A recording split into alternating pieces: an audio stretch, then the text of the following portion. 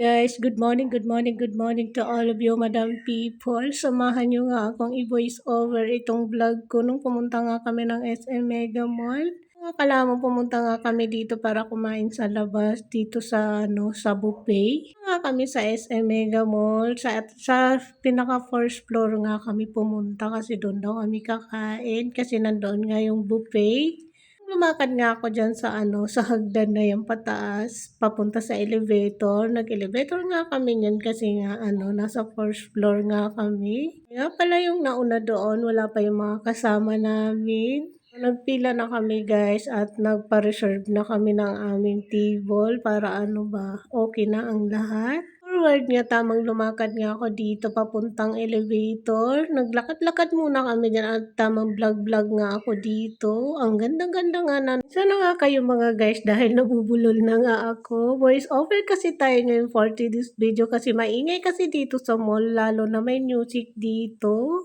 Fast forward nga mga guys, nandito na nga kami sa table namin. Ayan nga daw yung labas, o diba? Makulimlim na nga, mga alas 6 na yan ng gabi kami nakarating dyan. Vlog-vlog nga ako dito sa view na to kasi ang ganda nga guys doon sa labas tapos lumulubog na si Haring Araw. Ang ganda ng currents ng langit ba? Tapos ayan nga guys, yung kasama ko nga daw dyan kumuha na siya ng food. Ako naman sabi ko sige na kuha ka na kasi ako tamang vlog-vlog muna ako dito sa table namin. Hinihintay nga namin dyan yung tatlo naming kasama. So anyway, nahihiya nga ako ng mga time na yan. Kaya tamang vlog muna ako dito for this video mga guys. Sahan nyo na nga ako mga guys kung haggard nga ako mag voice over. Tapos ayan nga, ewan ko pa kung anong hinayaw-yaw ko dyan. Sabi ko siguro dyan sobrang hiyang-hiya ko nga dito dahil ang dami ng tao guys. Maglalamon nga daw tayo this video.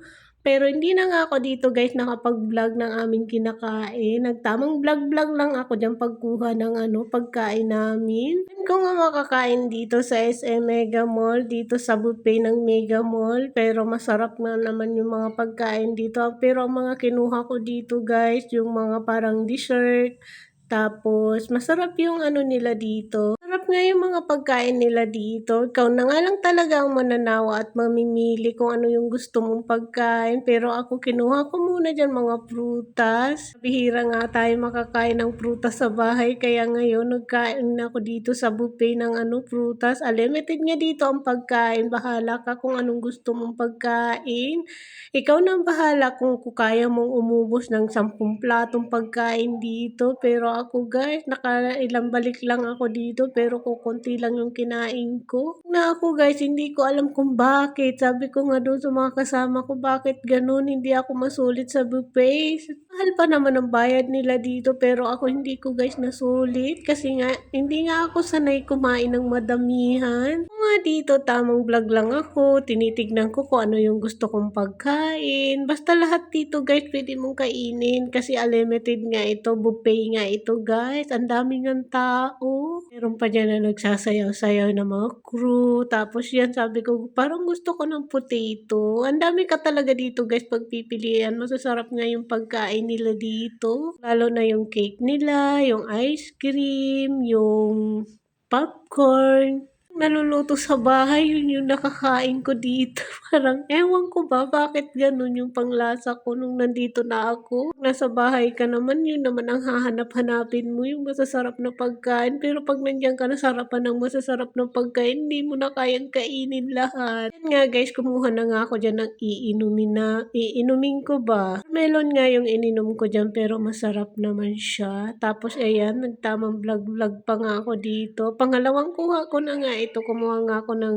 biryani dito. Masarap yung biryani nila dito. Guys, yung kinain ko pero konti lang yung kinuha ko. Tapos yung guys, fish fillet. Iyan lang yung kinuha ko, 2 piraso. Dito halos ubos na yung pagkain. Yung iba, ang dami pa. Iyan, hindi ko alam kung ano yung gulay na yun. Binasa, ice pa. Tapos may hilaw pang karne. Hindi talaga ako guys, mapakain ng hilaw na pagkain. Tapos yan, fresh na gulay galing dagat. Tapos dito, mamimili ka dyan kung ano yung gusto mo dyan. Kumuha ko dito guys ng ng Bicol Express. Masarap naman yung Bicol Express nila dito. Kumuha ko dyan ng ng sushi. Ayan no, ang kinuha ko lang yung sushi na may kanin. Kasi yun lang ang nakakain ko guys. Talaga yung hilaw na karne o hilaw na isda bang kainin. Kasi hindi man nga ako sanay. Tapos yan na nga guys yung kinuha ko. Papunta na nga ako sa table niyan. Talaga ito guys, i-voice over. Dahil nga maingay nga kami dito. Tapos maingay din yung paligid ko. Tapos may music nga dyan. Tapos yun nga guys yung pangatlo kong kuha. Dahil